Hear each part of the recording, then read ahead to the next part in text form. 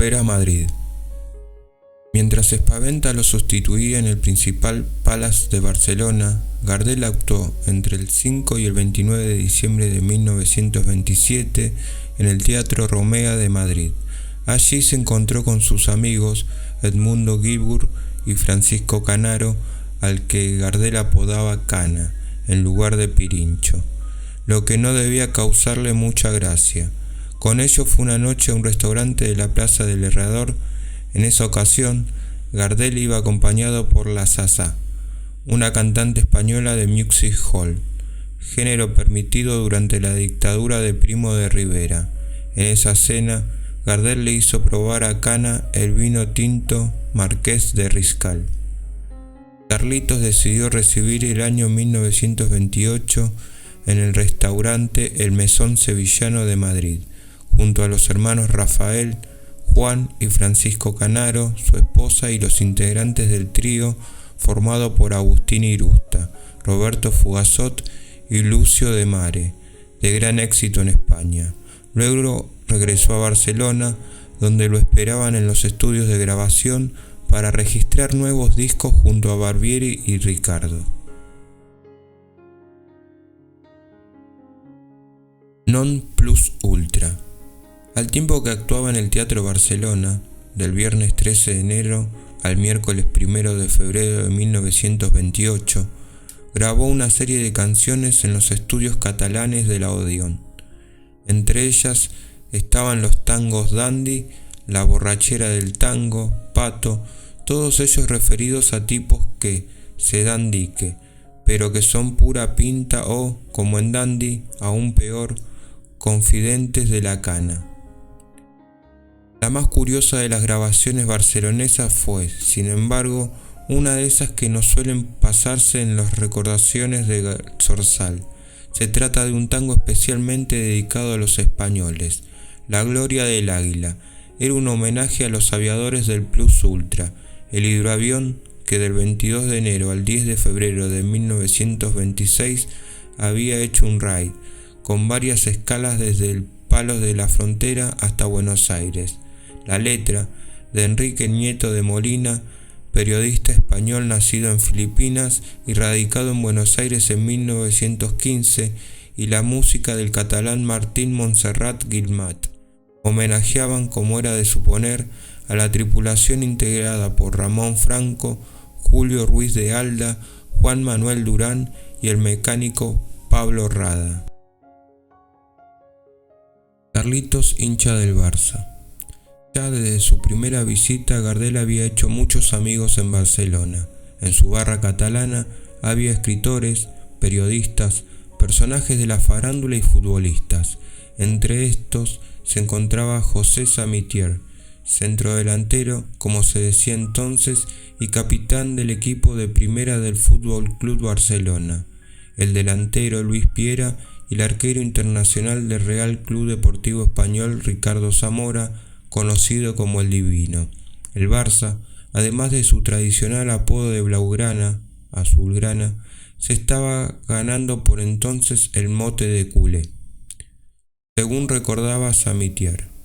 Conocí a Carlos en el año 1924, cuando Gardel se hallaba de paso para París, en la capital catalana de donde soy oriundo.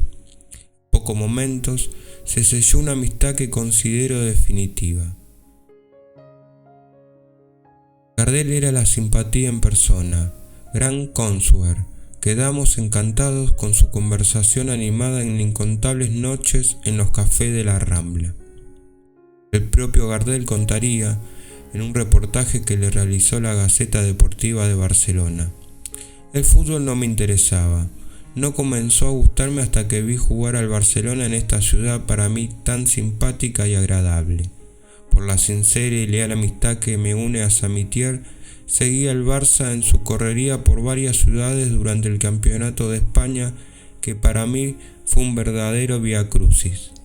A pesar de los incidentes desagradables de la gira campeonil del Barcelona y de la derrota que el equipo olímpico argentino sufrió en el campo del Escort, jornada en la que, como es lógico, me sentí argentino y deseé el triunfo de los míos, me he aficionado al fútbol y, Entre ustedes me siento un barcelonista más. Anticipando en muchas décadas a los seguidores de las campañas del Barça, que en su momento generó Messi entre los argentinos, Gardel no solo era en Les Corts, sino que iba a ver a jugar a su amigo Samitier. El poeta Rafael Alberti recordaba el partido jugado el 20 de mayo de 1928 frente a la Real Sociedad de Fútbol de San Sebastián, disputado en estadio y hasta en ciudad neutral por las dudas en el viejo sardinero del Racing de Santander. Los barceloneses vencieron 3-1 a los guipuzcoanos, pero el héroe de la jornada fue el guardameta húngaro del Barça, Ferenc Puskás, Budapest 1898, Santiago de Chile 1983, más conocido como Franz Puskás por la afición de entonces. Lesionado en la cabeza, tuvo que salir y ser internado. Alberti llegó a escribirle una oda tras esa fecha del campeonato que recordaba como un partido brutal, el mar Cantábrico al fondo entre vascos y catalanes, en el que además de fútbol se jugaba el nacionalismo. Esa noche en el hotel donde paraban, donde incluso se coreó Los Segadores, ya entonces himno del nacionalismo catalán, una persona que nos había acompañado durante el partido cantó con verdadero encanto y maestría tangos argentinos. Era Carlos Gardel, según el relato de Alberti, amigo a partir de entonces. Con él salimos aquella misma madrugada para Palencia, una breve excursión amable y divertida. Gardel era un hombre sano, ingenuo, afectivo. Celebraba todo cuanto veía o escuchaba. Nuestro recorrido por las calles de la ciudad fue estrepitoso. Los nombres de los propietarios de las tiendas nos fascinaron, nombres rudos, primitivos, del martirologio romano y visigótico. Leíamos con delectación, sin poder reprimir la carcajada. Pasamanería de Ubilibrordo González, café de Genciano Gómez, almacén de Eutimio Bustamante y sobre todos, repuesto de Cojoncio Pérez. Un viaje feliz, inolvidable.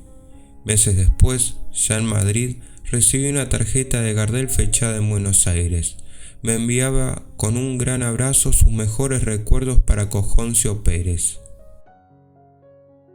La relación de Gardel con el Fútbol Club Barcelona dio lugar a rumores, que incluso llegaron a las páginas del diario La Nación, de que la visita que ese mismo año hizo el club a Buenos Aires, donde jugó con el campeón local de entonces Boca Juniors, había sido organizada por el cantante. Hasta se le atribuyó acordar encuentros con equipos en Río de Janeiro. Carlos desmintió esas versiones de manera risueña.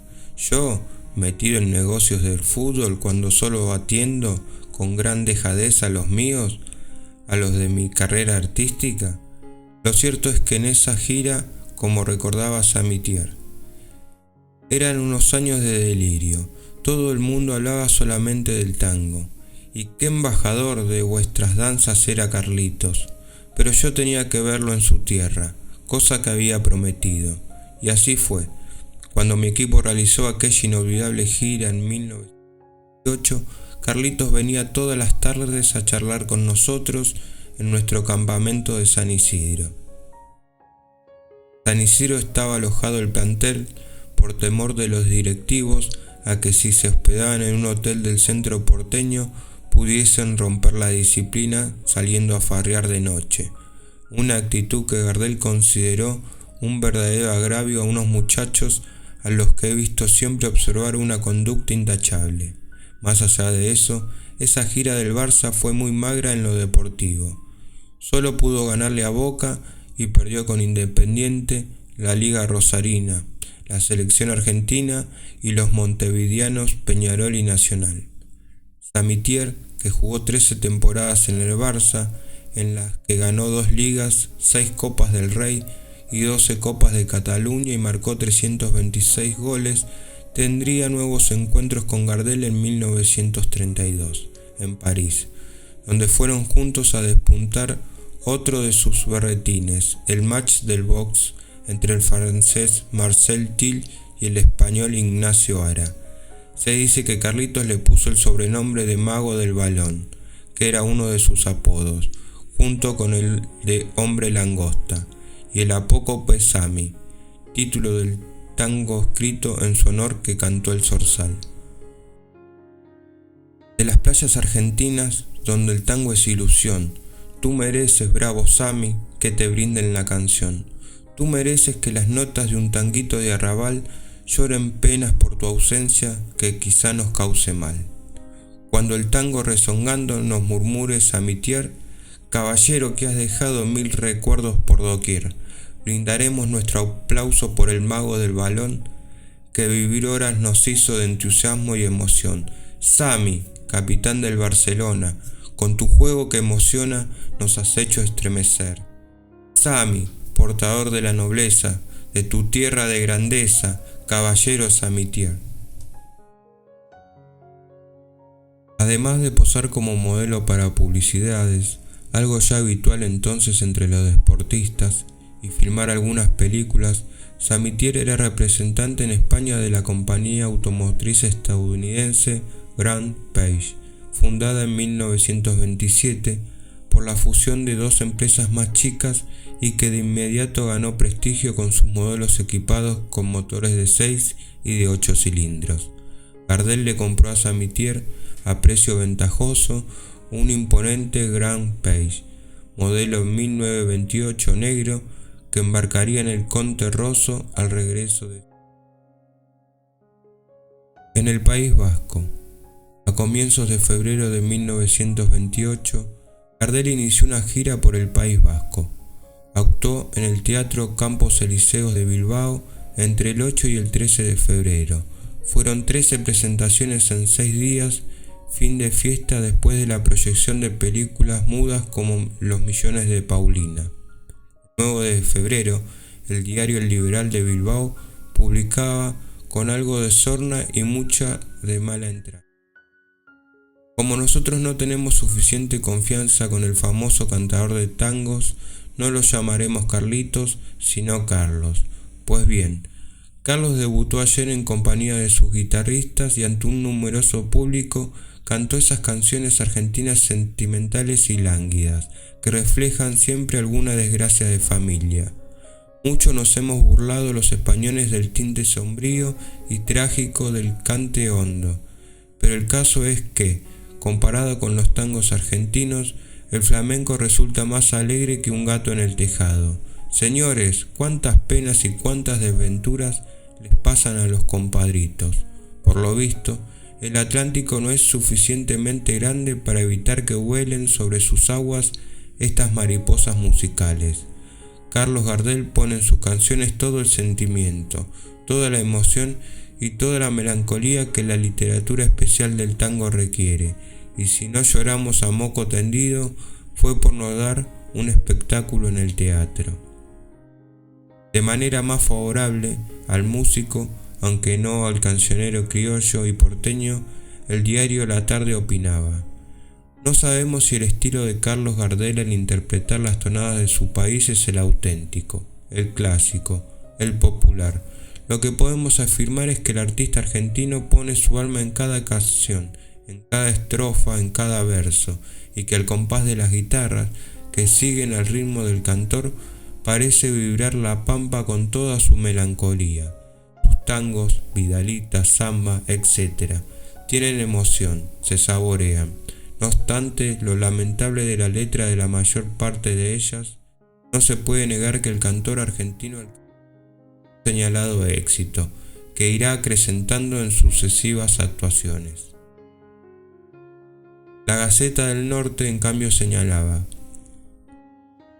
Carlos Gardel, que es autor de la mayoría de las canciones que interpreta, constituye un número de singular atractivo, pues además de poner una gran pasión en su trabajo, es un excelente tocador de guitarra, instrumento con el cual se acompañan sus tonadas y sobre todo les da un matiz menos dulzón y cansino, por el contrario, más vigoroso y real, de lo que nos tenían acostumbrados los intérpretes de aires argentinos que han desfilado por los escenarios de la villa. Con Gardel actúan, a guisa de acompañamiento, dos profesores de guitarra también muy notables. El público mostró su complacencia por el trabajo, aplaudiéndolo y obligándolo a cantar varios números de propina. La gira siguió por San Sebastián, llamada Donostia en euskera, donde debutaron el 15 de febrero en el Teatro del Príncipe con buenas críticas. La Voz de Guipúzcoa informaba que el público ovacionó al extraordinario intérprete de las canciones argentinas. También el pueblo vasco hablaba del triunfo resonante que el día de su presentación obtuvo el genial cantor de las canciones argentinas Carlos Gardel, que se confirmó en las siguientes presentaciones, en las que deleitó al público con un selecto repertorio de tangos y canciones argentinas muy finas. Carlitos Gardel es una atracción tan notable que será vista por todos y por muchos más de una vez. El domingo 19 de febrero hicieron 3 funciones, después del estreno de la película estadounidense Bautismo de Fuego. De allí partieron hacia la ciudad de Santander para actuar en el fin de fiesta después de la proyección de Frivolidad y de Chiquilín, El Chicuelo o El Chico, como tradujeron en España a The Kid, de Charles Chaplin, que por nuestros pagos se conoció como El Pibe. La película interpretada por Jackie Coogan, posiblemente la primera gran estrella infantil del cine, estrenada en 1921, ya entonces iba en camino a convertirse en un clásico. Aunque no quise el regreso. En noviembre de 1927, estando en España, Gardel había recibido una carta de Peterossi desde el París, diciéndole que el empresario Paul Santolini, a quien apodaban Santo, quería contratarlo. Por eso, cuando terminó de actuar en España, el 17 de abril de 1928, se fue a París a descansar, pero también para arreglar el tema de su debut. El 1 de mayo, cuando llegó el seleccionado argentino, Gardel los recibió, los acompañó y les ofreció una cena en lo de Frascati, que terminó en una champañada en el Palermo de Montmartre. Según el mismo Gardel, dijo en un reportaje que le hizo crítica al llegar a Buenos Aires, el 18 se concretó la reunión con Santolini. Era un hueso duro de roer. Había visto de todo y no iba a ser fácil convencerlo con palabras. Por eso Carlitos simplemente le cantó. Al rato estaba firmando el contrato para cumplir su sueño de debutar en París. Tras estos encuentros regresó a España y partió hacia Buenos Aires. Francisco Espaventa dirá: recuerdo cuando partió, lo acompañamos a bordo, al zarpar el buque le canté, con toda la fuerza de mis pulmones, el tango Buenos Aires. Y, emocionado, Carlos Gardel lloró y nosotros que quedábamos en tierra, lejos de la patria al verlo alejar, tampoco pudimos contener nuestras lágrimas. Gardel llegó a bordo del Conte Rosso el 14 de junio, el día que Berta cumplía 63 años. Aprovechó su estadía en Buenos Aires para grabar algunas joyas como Adiós muchachos, Chorra, Esta noche me emborracho y Siga el corso, y debutar en Radio Prieto, con un programa exclusivo que se emitía los lunes y jueves en el horario central de las 20:30. El 8 de julio se presentó en el Cine Paramount de la calle Lavalle con una novedad: el guitarrista y compositor uruguayo José María Aguirral Porras, a quien todos conocían como el Indio, se sumó a las escobas de Gardel. El balance de ese viaje a España había sido bueno y ahora todas sus expectativas estaban puestas en París. A poco de arribar a Buenos Aires, Carlos preparaba un nuevo salto del charco para no quedarse con las ganas. Tras un paso por Montevideo y varias actuaciones en el Teatro Solís, se despidió del público rioplatense a través de los micrófonos de Radio Prieto el 10 de... Te diré. Luego de la Gran Guerra, París ofrecía desde fiestas en fastuosos hoteles hasta económicos bistrós en Saint-Lazare. Los cafés y cabarets de Montmartre eran frecuentados por genios de la pintura como Dalí, Juan Gris, Braque, Picasso, Matisse, de Chirico, Francis Picabia, Marcel Duchamp, el catalán Miró y el japonés Fujita, artistas como Arp, Max Ernst, el cineasta Luis Buñuel y los escritores Henry Miller, Ernest Hemingway, Ezra Pound, Scott Fitzgerald, Marcel Proust y el surrealista André Breton. Musicalmente, sus clubes ardían con Duke Ellington, Django Reinhardt y Josephine Baker. Muchos de ellos se reunían en casa de la millonaria heredera Gertrude Stein, inmortalizada por Picasso en un retrato que dio nombre a aquella generación de escritores cuando dijo: «No respetáis nada, os matáis a beber, sois una generación perdida». Se podía comer hasta cualquier hora en los restaurantes de la Rue La Ferrière. También era la ciudad del pecado, con sus cines pornográficos, sus librerías especializadas en temas eróticos, sus célebres burdeles legales e ilegales, cabarets para todos los gustos y bolsillos, los cafés de camareras. En el teatro de Champs-Élysées brillaba la cantante afrodescendiente Afrodita Negri, que se presentaba semidesnuda, solo vestida con una falda hecha con bananas. También eran los años de ascenso y gloria de la modista Coco Chanel, que revolucionaría el mundo de la moda. Por fortuna para la historia de la humanidad, el fotógrafo Man Ray inmortalizó aquel París inolvidable que premiaba lo distinto, lo exótico, el escenario perfecto para Carlitos Gardel. Araca, París. Septiembre de 1928, Gardel regresaba a Europa. Al enmarcarse el 12 de ese Ponte Verde, declaraba al diario Crítica: «El piróscafo me llevaba hasta la villa donde empera Chevalier y como criollo hoy parto a conquistar a ese país bacán y copero, con nuestro Gotán porteño. Hasta luego, muchachada posta de mi Buenos Aires querido». Como tantos otros artistas, Gardel soñaba con triunfar en París. Pedro Orgambide señalaba: «Cuando Gardel viaja a París va a cumplir simbólicamente nuestros sueños. Parte de Buenos Aires como un gran bacán el 12 de septiembre de 1900. Ponte Verde. Lo acompañan su representante Luis Gaspar Periotti y sus guitarristas Ricardo, Barbieri y Aguilar. Gardel viaja con chofer y con su auto claro, el lujoso Grand Page. Es decir, viaja como le gustaría viajar un argentino de esa época, a un porteño que las sabe todas. Viaja por nosotros». Además del representante, los guitarristas y el aviador Antonio Sumage, de chofer, con ellos iba Rafael Ricardo, de 16 años, hermano menor del guitarrista. Gardel no quiso dejarlo y cuando el negro le preguntó cómo justificaría los gastos cargados a los costos de la gira, Carlos le contestó: «Damos a alguien que nos cebe mate». Llegaron a Barcelona y desde allí viajaron en auto a Toulouse a ver a la viejita y a visitar a su familia francesa.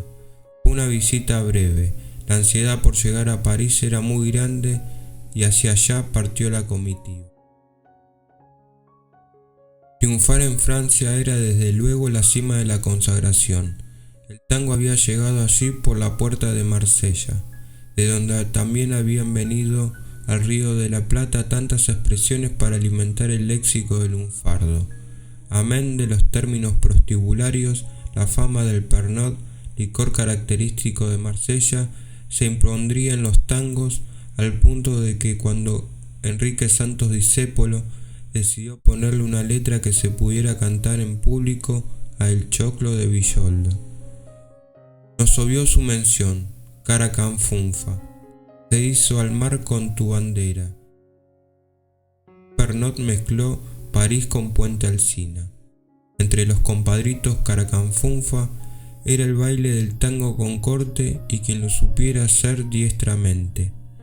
Según Edmundo Gilbert, París universalizó el tango, y ya era muy conocido allá cuando Gardel llegó buscando consagrarse en la villa de Chevalier. Las noches del Montmartre competían y convivían el jazz norteamericano y el tango argentino. Con el Chat Noir surgió el cabaret moderno frecuentado por artistas, señoras de la aristocracia, estudiantes, modelo.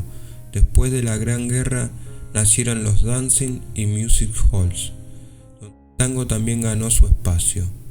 Una guía turística describía así el Montmartre nocturno de entreguerras. El sonido de las orquestas de jazz brota en todas partes. Melodías y canciones, trompetas aullantes y notas de tango caen ensordecedoramente desde las ventanas. La calle está llena de tumulto. A París llegaban miles de sudamericanos ricos, algunos con apellidos que se remontaban a los conquistadores españoles, unos descendientes de los guerreros de la independencia, otros de quienes habían acumulado fortunas más recientemente con la inserción de nuestro país, como proveedores de materias primas desde fazendeiros, hacendados, accionistas de empresas ferroviarias, mineras, financieras o de comercio exterior, reyes del estaño, el cobre o el guano, todo un muestrario de nuestras variadas, aunque siempre reducidas, oligarquías. Los argentinos eran un tipo especial en ese colectivo. Peinados a la gomina, el fijador argentino que había sido introducido en París se veía playboys, diplomáticos, financieros, pero también hombres del turf, como el jockey Mingo Tortet. Claro, está músicos, artistas de todo tipo y periodistas que buscaban conquistar París. Todos ellos les gustaba reunirse por la noche en los cabarets. Uno de los lugares de encuentro era el Garrón, que anteriormente había sido el Cabaret Princesa. Su propietario, Elie Volterra, le cambió el nombre cuando conoció el apodo de Garroneros, con el que franceses. Gardel llegaba para darle voz a una historia de tango que ya tenía prosapia en París, según contaba Edmundo Gilbert. En París encontramos 3 o 4 orquestas muy importantes. La más escuchada era la familia Pizarro, pero las otras orquestas eran tan buenas como los Pizarro. Estaban Bianco Bachicha, el Tano Genaro, Ferrer, Filipotto, y tocaban en sitios que eran como templos del tango. Cabaret Sevilla, la Bahía de Tellem, el Garrón, Le Perroquet, absolutamente a la moda de París. El rey del tango en ese momento era, tan luego, un condiscípulo mío de la escuela primaria, un muchacho del Abasto, Manuel Pizarro. Pero, bueno, la noche de París estaba dominada por el tango argentino, y ese fue el sedimento necesario para que triunfara Gardel, que encontró un piso preparado para eso. Estaba el caldo hecho para hacer la sopa. Pizarro era además un gran difusor del tango en París. Cuenta Cadícamo que un 14 de julio, día de la fiesta nacional de Francia, instaló su orquesta en un camión y recorrió los principales sitios de la ciudad luz, brindando pequeños conciertos gratuitos de media hora en cada lugar, contagiando a los transeúntes que se bailaban un tanguito. Un debut a beneficio. Corría el año 1928 cuando Luis Buñuel, Salvador Dalí, realizaba el genial corto surrealista El perro andaluz. Federico García Lorca escribía su romancero gitano y Carlitos debutaba en París.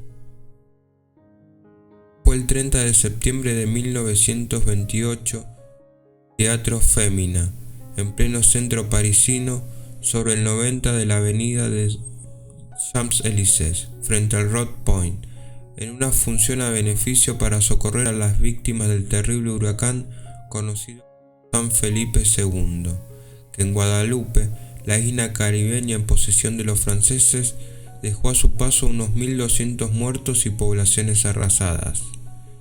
En principio esta velada no iba a ser a beneficio. La iniciativa partió de Gardel. Esto no se supo hasta que Georges Galopa encontró el diario que publicó el telegrama.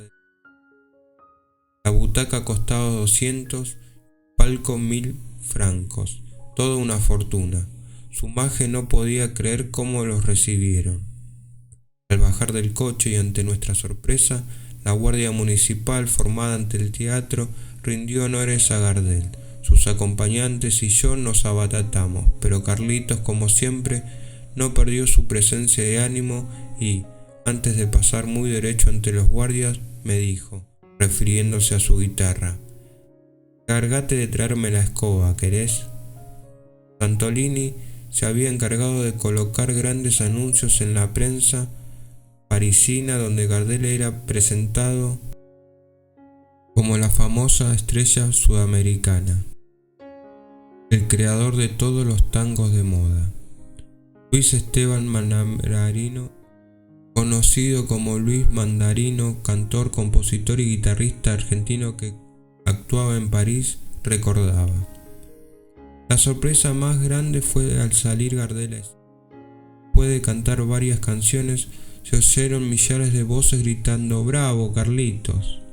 Fue tan grande el éxito que emocionado de sentir voces criollas que tan bien lo recibían, agradeció estas muestras de simpatía y dio a su camarín a estos admiradores. Y en esta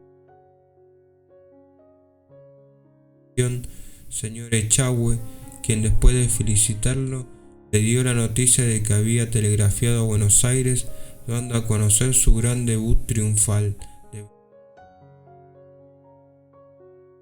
medio de su gran emoción nos abrazó y nos dijo: «Muchachos, con ustedes me parece que estoy en mi Buenos Aires querido».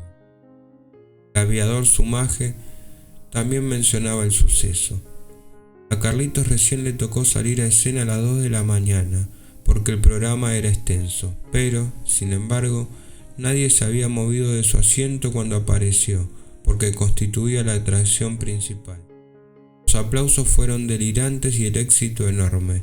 Se le pedía que visara algunos tangos o que cantara varios entonces de moda. Le guisamos solo, pedían algunos, y otros desde el rincón opuesto de la sala, La Cieguita. Según Sumaje, después de la gran ovación final, Gardel sorprendido le dijo: «Pero che, ¿estamos en París o en Buenos Aires?». Luego de enloquecer al público, Gardel y su barra se fueron a festejar al Garrón. Luego siguió la juerga en l'Embassy, local que junto con el Florida y eran dirigido por Paul Santo, conocido como el Napoleón de las boîtes nocturnas. Garrón, Manuel Pizarro dirigía todas las noches a la 1 un concierto de puchero criollo, que era lo que mejor cuadraba luego de los aplausos del fémina, porque hacía juego con el tango. Y aquella noche, mientras Gardel organizaba su plato con el buen apetito dispuesto que nunca le faltó, comentaba el suceso como si hubiera sido: «Pero mirá estos franceses, ¿quién podía decir que iban a entrar así con el tango?». Jacques Chavans, el columnista del Music Hall de la Rampe, la principal revista francesa de teatro, muy lejos de todo sensacionalismo, describía el cantar de Gardel como tan simple, directo y profundo que sorprende antes de encantar, y luego uno queda cautivado por el gran talento de este artista incomparable. Sí, un artista, un verdadero artista, en el sentido más profundo de esa trillada palabra. Y el diario más tradicional parisino, Le Figaro, resaltaba las modulaciones e inflexiones de su voz y el juego de su semblante singularmente móvil, destacaba sus matices de dulzura, acentos trágicos, gritos de orgullo y rebelión, alegría y entusiasmo, ternura y acariciante melodía, y afirmaba que ejerce una suerte de encanto magnético sobre el público.